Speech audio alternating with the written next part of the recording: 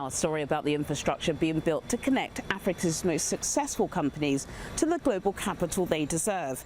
Next week, the Johannesburg Stock Exchange, Africa's largest exchange and one of the continent's most important capital market institutions, hosts the first African exchange activation of the AT50 index. The AT50 launched at the London Stock Exchange in January, a rules-based benchmark of Africa's 50 most listing-ready private technology companies, including Flutterwave, Moneypoint and Time Bank.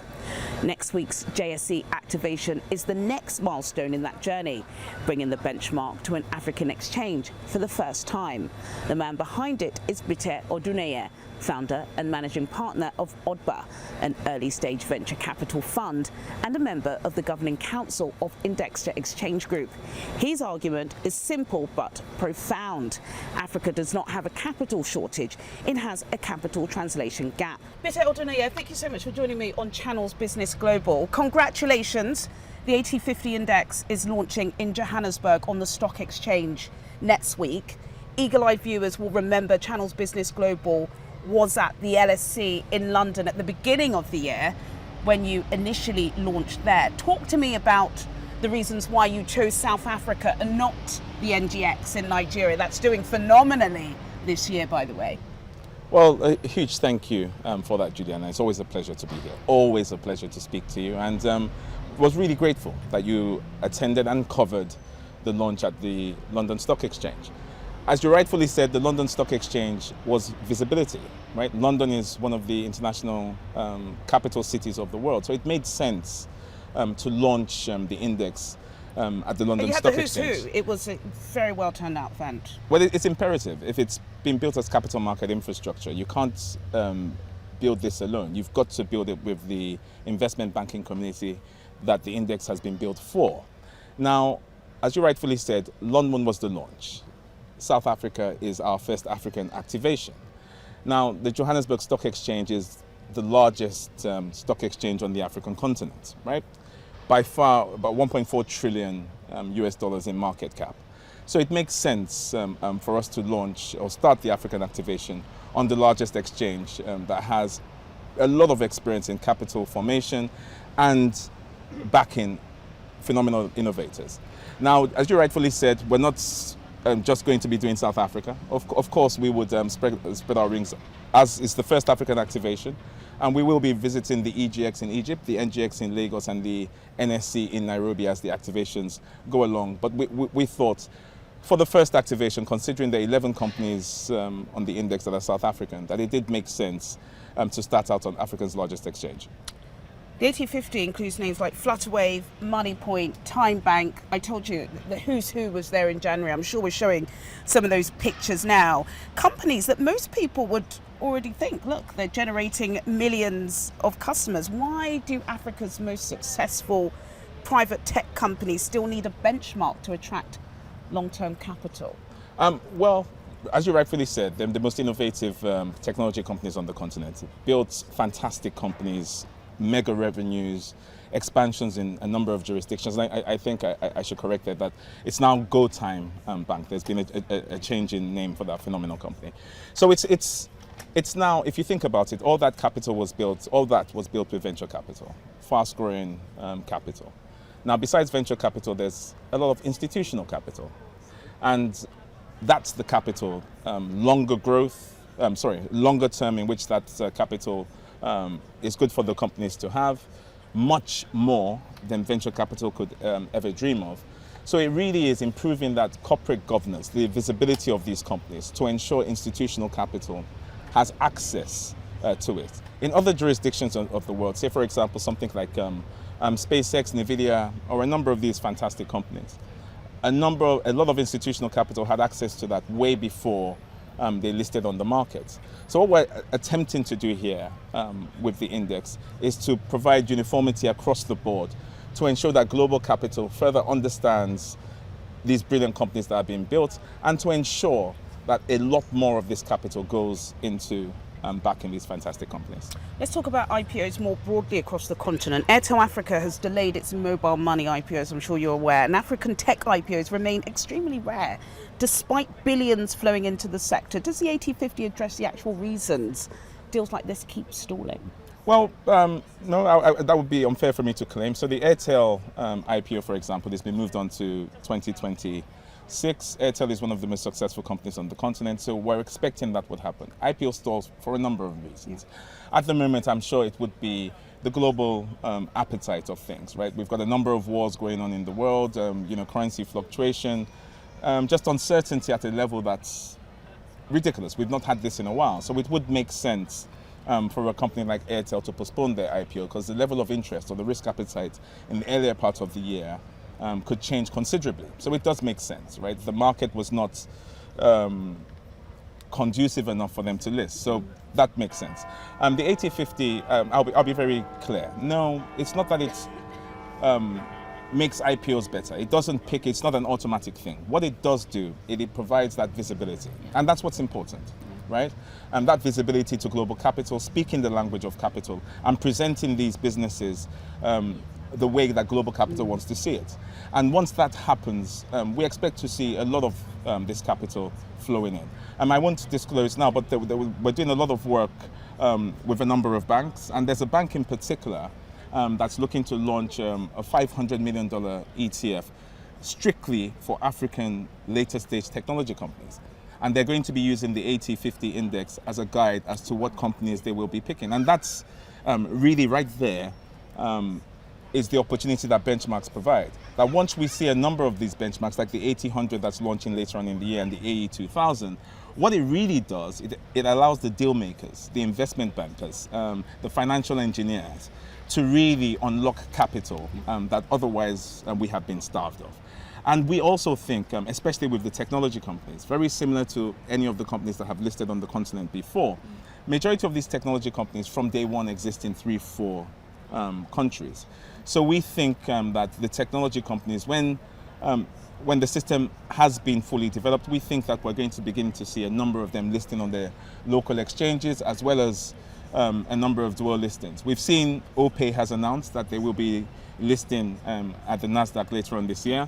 We've seen MNT Halland mention that they are considering the EGX. So what the index is supposed to do is just to ensure that it provides a lot more visibility to global capital. And when we say visibility, I mean it in every sense. Visibility for the companies that are on the index, and for a number of the investment bankers and investment banking community that we are speaking to, and we will be speaking to in South Africa, is letting them know things about these companies that they don't, and which will further unlock capital. Well, that's phenomenal.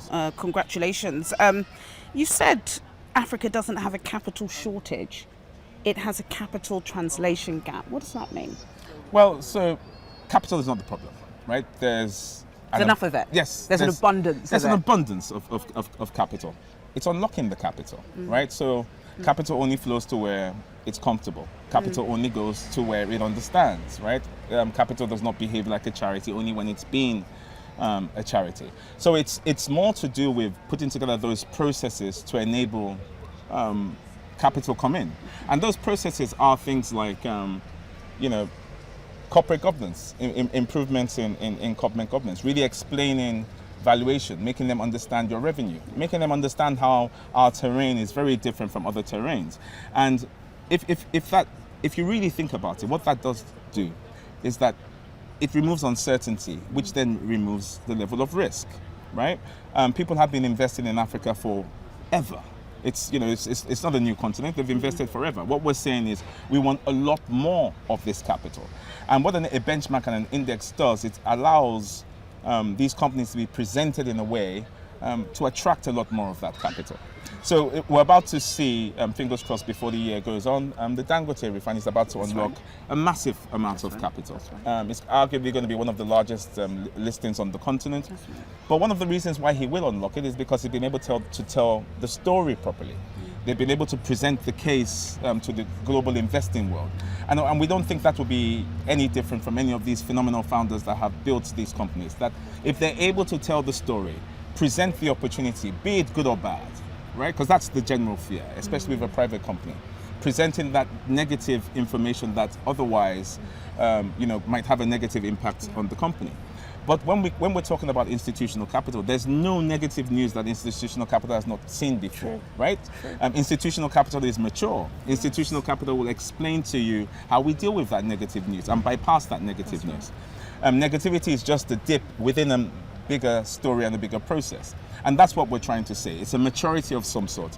And the maturity will cause these companies not just to be some of the best companies on the continent, but access capital that would enable them compete with their global contemporaries. Peter, really interesting you spoke about negative, positive narratives. I want you to be honest here. Yes. The index, the AT50, it measures governance, disclosure discipline, and IPO readiness. Yes. Again, I want you to be totally honest. How many of Africa's leading tech companies are genuinely ready to meet those standards?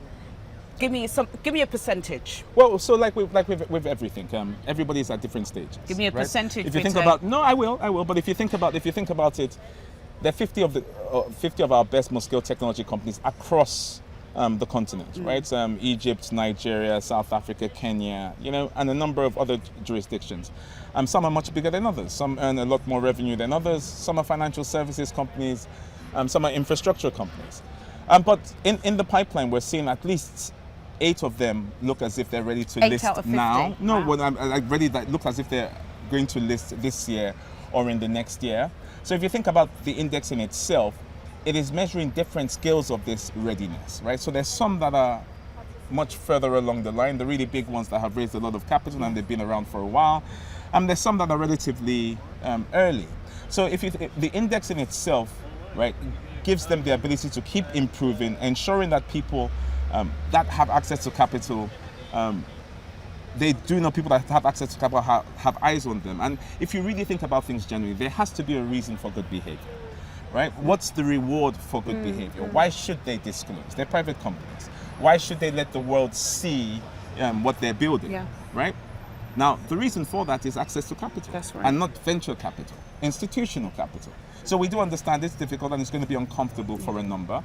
But if that uncomfort gives you access to deeper institutional capital, You can then scale. You can then scale much and then faster. there's more impact. So Peter, got the launch at the Johannesburg Stock Exchange next week. LSE 6 months ago, EGX, NGX in the pipeline. Let's step back a bit. What does the AT50 index look like in 3 years? What impact has it had? Is there an AT100 or AT250? Yes, I've given it away. Well, there are a host of indices. The African Tech series, there's an AT50, the AT100 launches later on in the year. Then there's the Enterprise, which covers the small to medium enterprises, infrastructure, agriculture, and manufacturing. That's the AE500 and the AE2000. They also launch later on in the year. But generally, the AT50 and these private benchmarks, what's the aim of it? The aim of it is to ensure that global capital has a better understanding of Africa and African companies. So success to us would be, in a few years, the general investment community, when they're referring to African companies, they're referring to them through the lens of the AT50, AT100, or the AE2000. Success would be the conversation has moved along from fundraising to structured conversations in which a number of our fast-growing companies can actually raise institutional capital. And finally, the amount of money that is coming in, if that increases to when we start to see 10, 15, 20 billion going into going into fast-growing companies on the continent, then we would say it's been a success. But so far, so good. Since launch, it has been fantastic. We've been engaging with the investment banking community, engaging with the AT50 constituents, and really looking forward to South Africa. Like I said, it's the largest exchange, one of the most sophisticated on the continent. So just really excited and happy to be joining a number of brilliant minds in Johannesburg next week. Thank you. Thank you so much, Peter Dunaya.